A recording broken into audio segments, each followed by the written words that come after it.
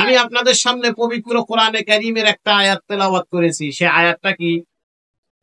ওয়াকিমুস সালাতা ওয়া আতুজ যাকাতা ওয়ারকাউ মা'আর রাকিঈন।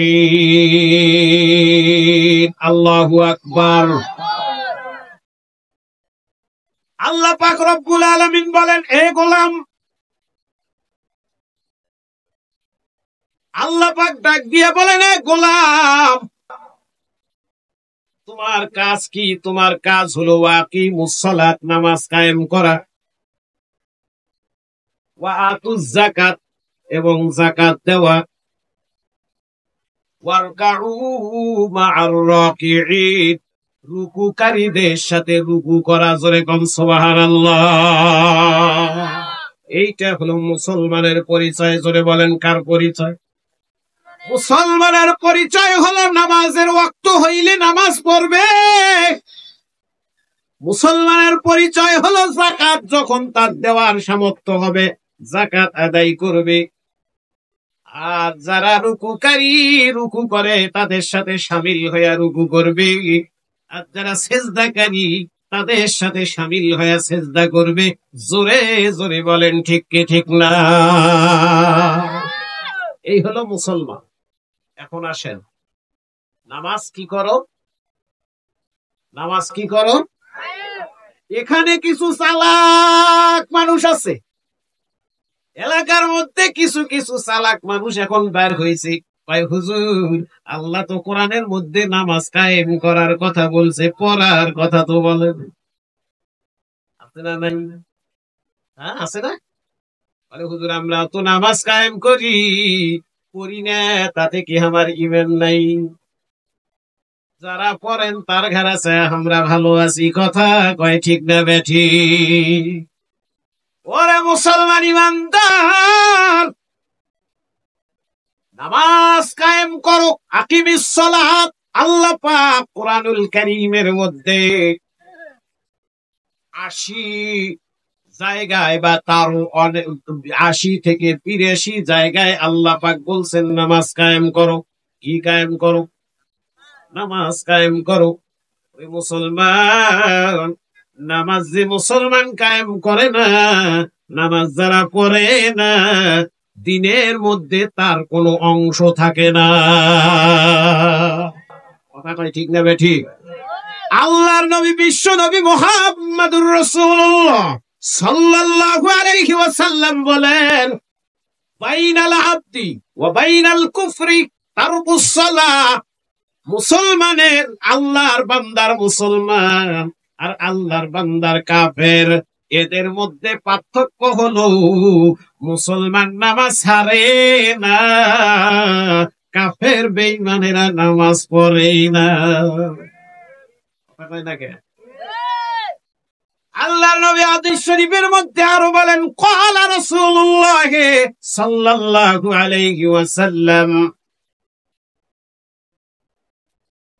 ক্বালা নবী সাল্লাল্লাহু আলাইহি ওয়াসাল্লাম, লা দীনা সালাতা লাহু।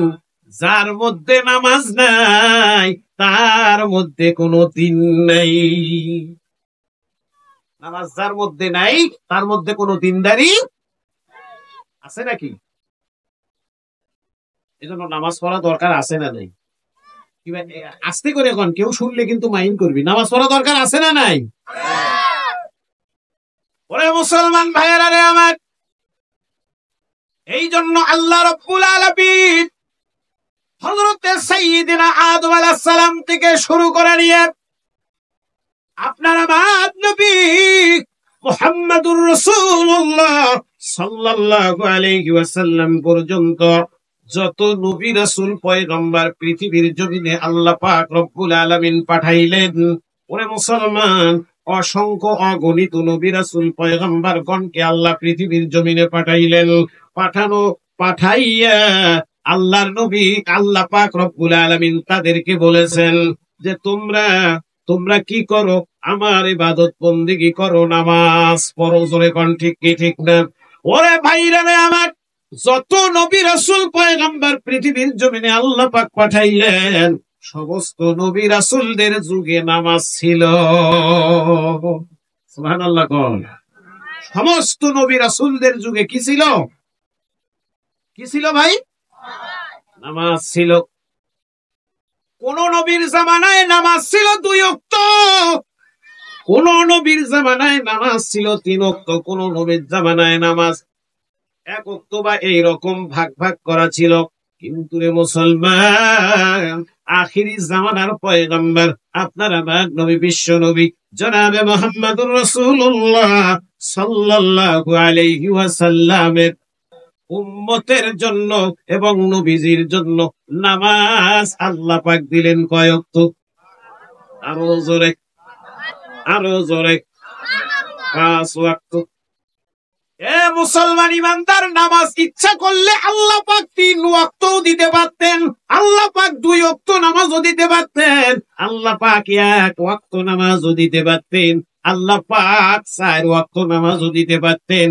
আখিরি জামানার পয়গম্বরের উম্মতের জন্য আল্লাহ পাক 5 ওয়াক্ত নামাজ দিলেন কেন? কয়েক নামাজ 5 ওয়াক্ত, 5 ওয়াক্ত কেন? ওরে মুসলমান ভাইয়েরা রে আমার, এ ব্যাপারে মুফাসসিরিন কিরামগণ বিভিন্ন ধরনের কথা বলেছেন। 5 ওয়াক্ত নামাজ দেওয়ার পিছনে কারণটা কি? আমি তো আলেম নই, আমি বলতে পারবো না, তবে আপনাদেরকে বোঝানোর জন্য আমি একটা দৃষ্টান্ত উপস্থাপন করতে পারি। এইটা, সেটা হলো মানুষের সময়কাল কিন্তু 5 প্রকার। কয় প্রকার? মানুষের সময়কাল কয় প্রকার? 5 প্রকার। কেমন করে একটু ভালো করে বোঝেন।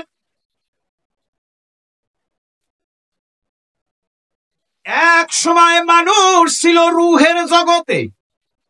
কোথায়? জোরে কোন কোথায়? রুহের জগৎ। যে জগৎকে বলে আলমে আরওয়াহ। আলমে আরওয়াহ, রুহের জগৎ।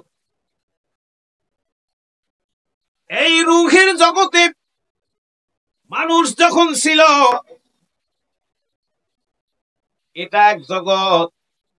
এই রুহের জগৎ থেকে আল্লাহ পাক রব্বুল আলামিন মানুষকে দিলেন বাবার মাধ্যমে মায়ের পেটে। চিনা দেয় নাই? বাবার মাধ্যমে কার পেটে দিল? মায়ের পেটে। এই মায়ের পেটকে কোন জগৎ বলা হয়? এই মায়ের পেটকে বলা হয় আলমে বুতুন। আলমে কি? বুতুন। আলমে কি? বুতুন। তাহলে রুহের জগৎ আর কিসের জগৎ? মায়ের পেটের এক জগৎ। কয় জগৎ হচ্ছে? ধরে কোন কয় জগৎ? 2 জগৎ। 3 নম্বরে মানুষের একটা জগৎ ছিল, আর এক জগতের মধ্যে এসে পৌঁছে গেছে, যেই জগতের নাম হলো আলমে দুনিয়া। আলমে, আরো জোরে কোন আলমে দুনিয়া। এটা কয় নম্বর জগৎ? জোরে কোন কয় নম্বর? 3 নম্বর জগৎ হলো আলমে দুনিয়া। 4 নম্বরে আর একটা জগতে পৌঁছে যাবে মানুষ, সেই জগতের নাম হলো আলমে বরজখ। আলমে বরজখ, তার মানে হলো কবরের জগৎ। কিসের জগৎ? কবরের জগৎ। ওরে মুসলমান, আলেমে বরজখ থেকে আর একটা জগতে মানুষ পৌঁছে যাবে, সেই জগতের নাম হলো আলমে হাসর। আলমে কি? হাসর। বলেন তো কয়টা জগৎ হয়েছে? ধরে কোন কয়টা? 1 নম্বরে রুহের জগৎ। 1 নম্বরে কিসের জগৎ? 2 নম্বরে কিসের জগৎ? মায়ের পেটের জগৎ। 3 নম্বরে হলো দুনিয়ার জমিনে আসছে, দুনিয়ার জগৎ। 4 নম্বরে হলো আলমে বরজখে যাবে, কবরের জগৎ। 5 নম্বরে হলো আলমে হাসর। ওরে মুসলমান, এই 5টা জগৎকে স্মরণ করাইতে গিয়া বান্দায় যেন স্মরণ রাখতে পারে, যেন বুঝতে পারে। এটা দৃষ্টান্ত দিয়ে বলতেছি আমি। এই 5টা জগৎকে বুঝাইবার যাইয়া, স্মরণ করাবার যাইয়া আল্লাহ রাব্বুল আলামিন মনে হয় 5 ওয়াক্ত নামাজ দিছে, জোরে কোন মারহাবা। কয় ওয়াক্ত নামাজ দিছে?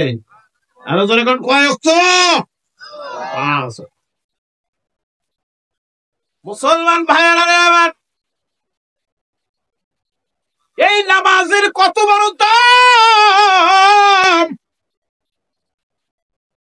এইটা যদি মানুষ বুঝতো তাহলে মানুষ সব কিছু ছেড়ে দিয়া নামাজের পিছনে লাগায় যায়। সুবহানাল্লাহ কোন। কত বড় দাম রে। আল্লাহর পয়গম্বর মেরাজে গিয়েছিলেন, আপনারা জানেন কি জানেন না? জানেন কি জানেন না? আল্লাহর পয়গম্বর আরশে মুআল্লায় গিয়েছিলেন, মেরাজে গিয়েছিলেন আল্লাহ পাকের ডাকে। সেই মাসটা হলো রজব মাস। কি মাস? আরো জোরে কোন, কি মাস? রজব মাস। অনেক লম্বা ঘটনা, বলতে যাব না আপনাদেরকে, শুধু এখান থেকে একটা পয়েন্ট আমি উদ্ধার করতে চাই। একটা পয়েন্টকে উদ্ধার করার জন্য কথাটা আমি বলতেছি। ওরে মুসলমান, আল্লাহর পয়গম্বর যখন মেরাজ থেকে ফিরে আসতেছিলেন, আল্লাহ পাক রব্বুল আলামিন তার হাবিবকে ডাক দিয়ে বলেন, হাবিব আমার, দোস্ত আমার, আপনি আপনি আমার ডাকে আপনি মেহমান হিসেবে আমার বাড়িতে চলে আসলেন। আবার আমার বাড়িতে এসে বিভিন্ন কিছু আপনি দেখলেন, আপনাকে দেখানো হয়েছে। আমি আল্লাহ পাকের সঙ্গে আপনি কথা বলছেন, কথা বলার পর আপনি তো এখন ফিরে যাইতেছেন। এখন আমি জানতে চাই গো দোস্ত, তোমার মনটা খুশি না বেজার? এবার বলেন তো, আমার আল্লাহ কি জানেন কি জানেন না? আরো জোরে কোন, জানেন কি জানেন না? এত আস্তে করতেছেন, মনে হয় আল্লাহ মনে হয় জানেই না। আল্লাহ কি কিছু জানে? অন্তরের খবর রাখার মালিক কে? নবীজিকে জিজ্ঞাসা করতেছেন, ও দোস্ত আমার, হাবিব আমার, বলেন তো আপনি যে যাইতেছেন, আপনার মন খুশি না বেজার? আল্লাহর হাবিব ডাক দিয়ে বলেন,